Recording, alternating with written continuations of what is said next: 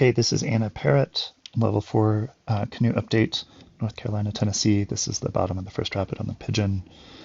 2 tubes of release, about 1,300 CFS. Anna, we're just going to start. Let's watch your approach.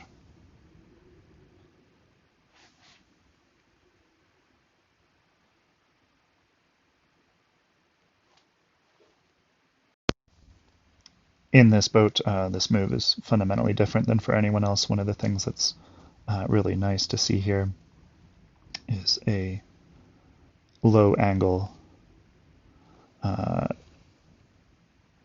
cross forward. So this is a cross forward sweep, meaning your top hand is not over the water, it's out over the boat, and that's driving your bow that way. Really critical kind of stroke to be able to have in this style of boat. Here's an example of where your top hand is more directly over the water, so a little more of an acceleration version of the stroke.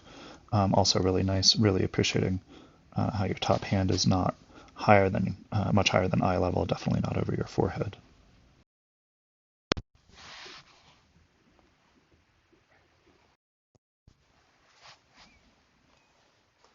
Some nice acceleration here towards the eddy line. Nice placement, hanging your bow out over that wave trough.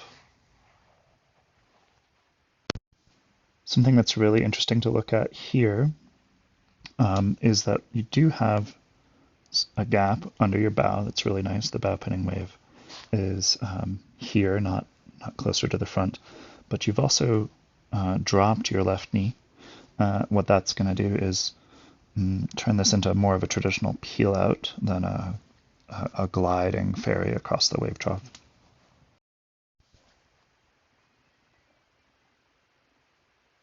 And that's actually really effective there.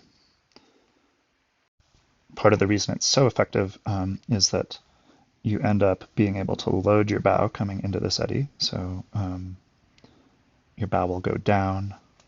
There'll be some bow pressure up this way, and that allows you to stay on your forward stroke to accelerate up the eddy. Let's watch how that progresses. And counter that with a couple cross forwards.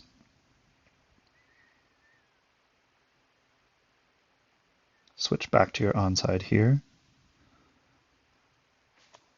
And then here's where I'd argue that dropping that knee, so like you have unloaded the bow, same as before, but dropping this downstream knee when you have a wave trough to work with is kind of counteracting the wave trough.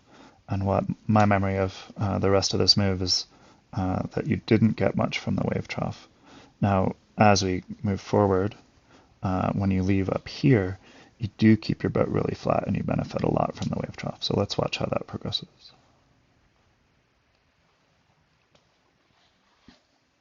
Nice torso engagement on your onside stroke. Could be a little more twist to that, but again, in that boat, too much power on your forward stroke will just send it spinning. Sorry for the bouncy camera coming up here. Once it's on a zoom, it's really hard to keep it steady, so that's me crouching down to rest my wrists on the railing. Nice job. You didn't ever truly stop in the eddy there. You translated your cross-current momentum to upriver momentum. I think a little more management of your tilt as you came onto that wave coming out of the intermediate eddy would have driven you further across, catching the eddy higher, translating more of that cross-current momentum to up eddy momentum. Now let's watch your exit here. You have a little bit of tilt initially, but you keep it fairly flat, and your gaze is fairly forward. You drop off the back of the wave there. It's a slightly slower hull speed than the rest of us. But if there's one takeaway from this, I think it's this idea that you could be managing your angle a little more strategically, meaning you did it well coming from river right to river left. Coming out of the center eddy, you dropped your knee earlier than you needed to. Really nice paddling this weekend.